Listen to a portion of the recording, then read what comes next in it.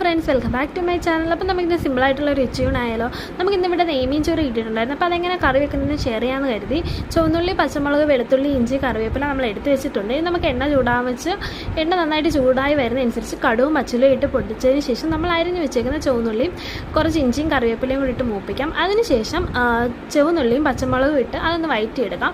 അത് ഏകദേശം ഒന്ന് വഴണ്ടി വരുമ്പോഴത്തേക്കും നമുക്കൊരു തക്കാളി നമ്മൾ കഴുകി വൃത്തിയാക്കി വെച്ചേക്കുന്ന കുടംപുളിയും കൂടി ഇട്ട് നന്നായിട്ട് മിക്സ് ചെയ്യാം.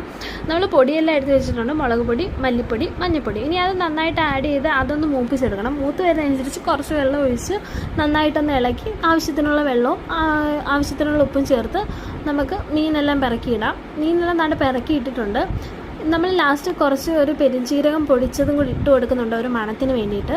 നമ്മുടെ കറി താണ്ട് റെഡിയായി വരുന്നുണ്ട്. പിന്നെ മുരിങ്ങയ്ക്കായും മാങ്ങായും ഇട്ട് ഒരു ഒഴിച്ചു കറിയും കൂടെ വെച്ചിട്ടുണ്ടായിരുന്നു. കുറച്ച് ചീനിയും വേവിച്ചിട്ടുണ്ടായിരുന്നു. അപ്പോൾ ഇന്നത്തെ വീഡിയോ ഇത്രയുള്ളൂ. എല്ലാവർക്കും ഇഷ്ടപ്പെട്ടെങ്കിൽ ലൈക്ക് ചെയ്യുക, ഷെയർ ചെയ്യുക, സബ്സ്ക്രൈബ് ചെയ്യുക. Thank you for watching.